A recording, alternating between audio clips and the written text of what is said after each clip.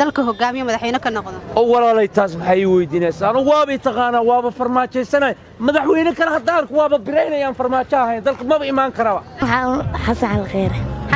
jaclalay xasan alkhayr taageerta aad ma santaa maxamed cabdullaahi farmaajo inuu ku soo dhawaado mar labaad soo noqon kuleeyahay maxamed cabdullaahi farmaajo sababaha aad ku doorato in mar labaad u soo laabto farmaajo wax ma noogu sheegi kartaa aniga kolleyba reer muqdisho maahi muqdishona ma jooga laakiin waddankan gaalkacyo iyo dhanka koonfur iyo markii la dhaho dhanka bariga aad baa colaad u dhex taallay maanta nabadeynta meesha dhex taallana asagaa sabab u ah soo dhawaa farmaajo assalaamu calaykum waraxmatullaahi wabarakaatu asxaabtayda soo dhawaada meel walba aad joogteen kuna soo dhawaada Maryan Ladan Official maanta barnaamijkeeni Maryan iyo Maadeys waxa uu ka shidan yahay magaalada Gaalkacyo ee gobolka Mudug haddii aad uga barateen inaan ka soo tabino degmada Galdogob hadda barnaamijkii waa uu soo safray waxa uuna joogaa magaalada Gaalkacyo dadweynaha Gaalkacyo ayaan su'aalo kala duwan weydiin doonaa marka daawasho wacan fadlan haddii aad tahay markii kuugu horeysay aad channelka soo booqato subscribe noo saar sidoo kale like share commentiguna waa noo muhiim soo dhawaada ayaan leedahay ku soo dhawo Maryan Ladan Official adoo magacaaga ku bilaabo su'aal walaalo ku dhawaay magacayga Cali Baashi wal dhaha Cali Baashi oo soo dhawo su'aal iska caadi oo dadweynaha magaalada Gaalkacyo aan weydiinayna xikoranaysa 10 Oktoobar waxa la ilaamiyay in doorasho wadanka ay ka dhacdo madaxweyne marka yaa jeclaan lahayd adiga Baashi ahaan in dalka madaxweyne ka noqdo aniga waxa jeclaan lahaa dalka madaxweyne ku noqdo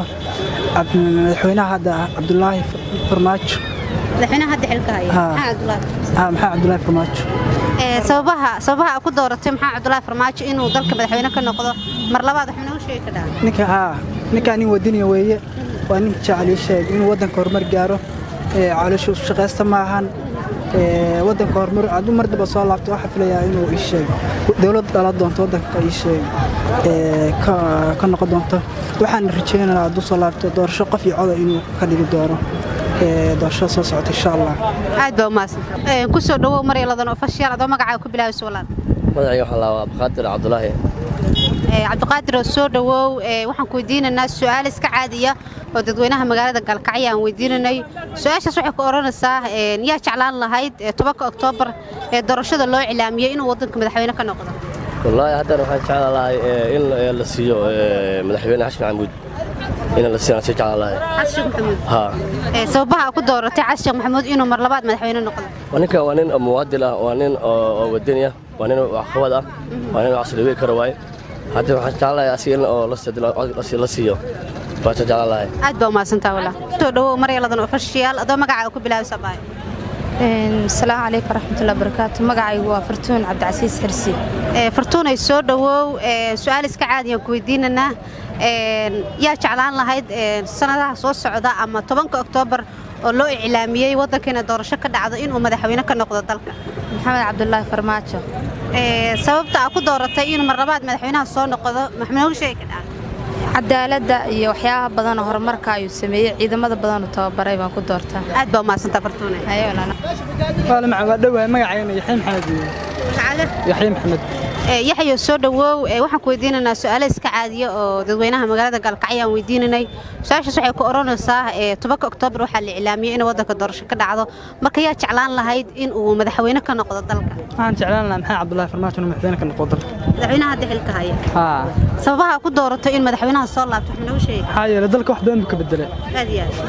dalka ciidamo u sameeyay dad badan wax badan ku kordhiyay dalka marka madaxweyne Farmaajo jeclaan lahaa Farmaajo jeclaan soo noqdo aad baa maasanta Maryan Ladan Official baayo adoo magacaaga ku bilaabay abay magacayga waa Raxmaan Hor Raxmaan soo dhawow waxaan ku weydiinaynaa su'aalo iska caadi ah oo dadweynaha magaalada Gaalkacyo aan weydiinanay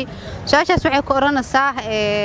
10 Oktoobar waxa la ilaamiyay in wadanka doorasho ka dhacdo marka yaa jeclaan lahayd in uu dalka madaxweyne ka noqdo بسم الله الرحمن الرحيم مقعي ورحمن ورجامع waxaan jeclaan lahaa inuu dalka madaxweyne ka noqdo Maxamed Cabdullaahi Farmaajo madaxweynaha hadda xilka haya madaxweynaha hadda xilka haya wax ma naga sheegi kartaa sababaha ku jeclaatay in madaxweynaha hadda soo laabto wallahi wax badan baan ku taageersanahay oo ma aragtay inuu wadanka horumar gaarsiiyay inuu caalamka oo dhan wadankeena maanta aqoonsan yahay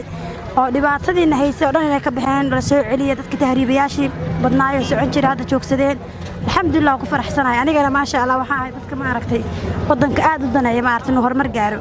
marka waxaa jeclahay inuu Maxamed Cabdullaahi Farmaajo soo noqon doona insha Allah aad baa maasantaa bay waa ku dhawahay magacayga waa asmo weeye waxaan joogaa magaalada Gaalkacyo gaar ahaan Galmudug asmo soo dhawow su'aal iska caadiya oo magaalada Gaalkacyo dadweynaheeda aan weydiinayno waxa ku oranaysaa 10 Oktoobar waxa la ilaamiyay in wadanka doorasho ka dhacdo marka yaa jeclaan lahayd in uu dalka hogaamiyo oo madaxweyne ka noqdo waxaan jeclaan lahaa inuu madaxweyne farmaajo dib u soo noqdo dib u soo insha Allah sababaha ku doorato in madaxweynaha dib u soo laabto wax ma nooga sheegi karaa madaxweynaha farmaajo waxa madaxweyne karti iyo hufnaan u leh howlaha uu qabanayo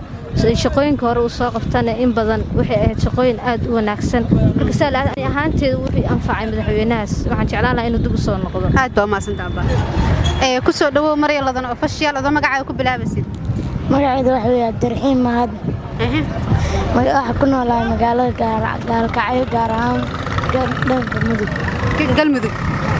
soo dhawow Abdirxiimow su'aal iska caadiya oo dadweynaha magaalada Gaalkacyo aan weydiinanay labada dhinac waxay ku leedahay 10 Oktoobar waxa la ilaamiyay in wadanka doorasho ka dhacdo marka adiga yaa jeclaan lahayd inuu madaxweyne ka noqdo dalkan Xasan Alkhayr jeclaan lahayd Xasan Alkhayr taageerta aad baa maasantaa soo dhawow Maryam Ladan official adoo magacaaga ku bilaabaysid walaal waan dhawahay magacayga Mushtaaq Umar Cabdisaaq soo dhawow walaal su'aal iska caadi ah ku weydiinayna oo dadweynaha magaalada Gaalkacyo aan weydiinanay su'aashaas waxay ku oranaysaa 10 Oktoobar yaa jeclaan lahayd in dalka madaxweyne ka noqdo waxaan jeclaan lahaa madaxweyne Abdullaahi Farmaajo in soo laabto ma nooga sheegi kartaa sababaha ku dooratay Abdullaahi Farmaajo Abdullaahi Farmaajo waa nin daacad oo dalka wax u qabtay